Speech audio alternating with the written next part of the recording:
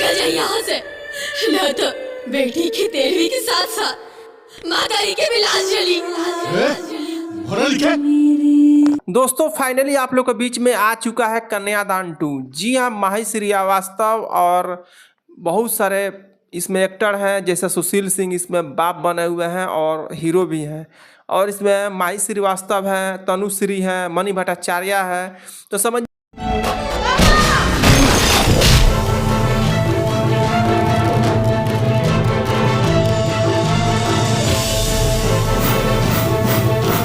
ये फिल्म काफ़ी ज़्यादा लाजवाब होने वाला है। इस फिल्म में आप लोग देखेंगे कि कैसे एक बाप को एक भी संतान नहीं होता है, तो वो एक बीवी से शादी करता ही है, फिर उसके बाद से उससे निराशा मिलती है, संतान नहीं होता है, तो एक फिर से शादी कर लेता है। बस मांगा, खुश भी हूँ उदास भी हूँ।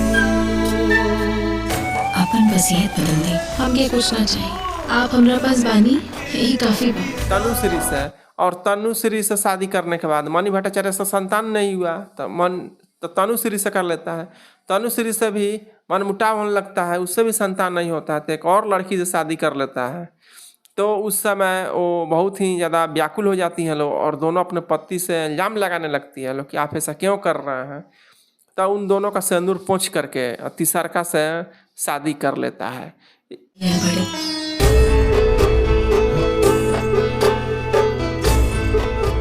इतना साल बाद हिम्मतें नहीं की हो, बेटी की आंख भर कैसे देखी।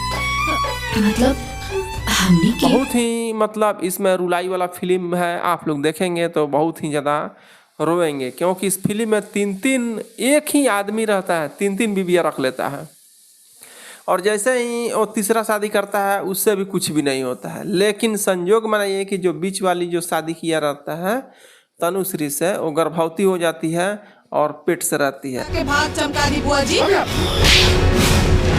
आखिर वो तो हर चीजा हवन, मारे के और डांटे के उनका अधिकार हो। वाह दीदी, हर अधिकार मर्द के। अब बहुत दिनों के बाद जब वो अपने पत्नी का दर्जा खो देती हैं, क्योंकि पति सिंदूर पोंछ करके घर से निकल गया रहता है, तो समझिए कि अब वो दोनों ऐसा ही विधवा जैसा रहती हैं, लेकिन सिंदूर करती हैं। धीरे धीरे समय गुजरते जाता है और लड़की जो रहती है वो माही श्रीवास्तव सियानी हो जाती है। जो इस फिल्म में बेटी बनी हुई है तीनों मातारी का, वो सियानी हो जाती है। उस बतावा तहरा के का चाहिए? हमके पापा से मिले के बा, जीत पूरे करल जला जवन पूरा हो सके। आज चाहे जिद पूरा होगी, चाहे हमार जान जाए। घर वाले अगल बगल का सब लोग कहते हैं कि बेटी सियानी हो गई है तो इसका शादी कर दिया जाए। लेकिन लड़की जो रहती है वो शुरू से ही कहती है कि मेरे पापा दिखाई नहीं दे रहे हैं, मेरे पापा कहाँ हैं। घर वाले मम्मी पापा सब समझाते हैं, उसका दोनों मम्मी समझाती हैं कि पापा के बारे में मत पूछो, पापा हम लोगों को छोड़कर चले गए हैं, और हम लोग भी प्रतिज्ञा किए हैं कि उनको तो औलाद हुआ नहीं है किसी भी तरह से, लेकिन तुम हुई है, उन्हीं की बेटी है। लेकिन जिस तरह से हम लोग पत्नी के दर्जा से वंचित किए हैं, उसी तरह से हम लोग उनको बेटी का सच में जौन इंसान हमने के पत्नी के अधिकार से वंचित कर देले बाड़े, उनकरा के हमने पिता के धर्म से भी वंचित करब, अधिकार से वंचित कर देंगे और हम ही लोग शादी करेंगे। लेकिन बेटी अपने जिद पड़ जाती है, बोलती है कुछ भी हो जाए हम अपने पापा को ही नहीं छोड़ेंगे, क्योंकि ऐसा कहा भी जाता है कि बेटी पापा की जान होती है, पापा की परी होती है। भले दुनिया में कुछ भी हो जाए, लेकिन पापा के लिए बेटी कुछ भी कर सकती है, ये तो इतिहास गवाह है। क्योंकि सबसे ज़्यादा अगर कोई बेटी प्यार करती है तो अपने पापा से करती है, उसके बाद ही कोई दुनिया में हो। और अपवाद में कुछ भी हो सकता है, लेकिन मेरा ख्याल यही है।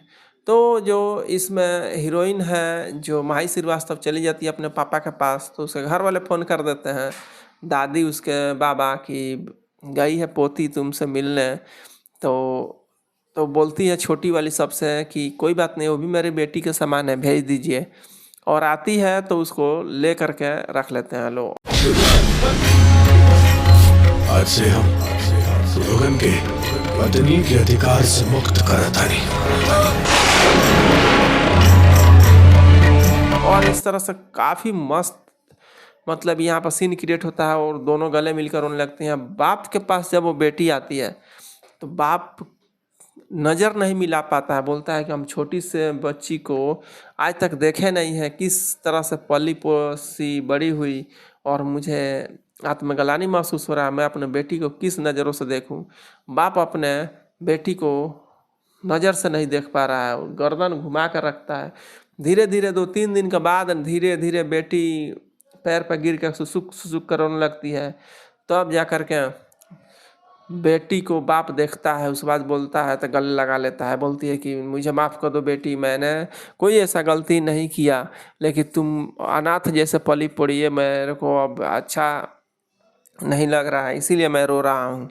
और बेटी के लिए धूमधाम से बहुत ही शादी करने के लिए सारा जिम्मा उठाने के लिए वो तैयार हो जाते हैं उसके बाप। और रउआ लोगन की वजह से हमार जिंदगी एकदम मजाक बन गई बा। अरे हम क्या औलाद चाहत रहे, बस यही से हम दूसर ब्याह कहनी, वो बड़की बल्कनी की मर्जी से। औरत के मजबूरी के मंजूरी के नाम दिहल जाला। बहुत ही अच्छा लड़का खोजा जाता है।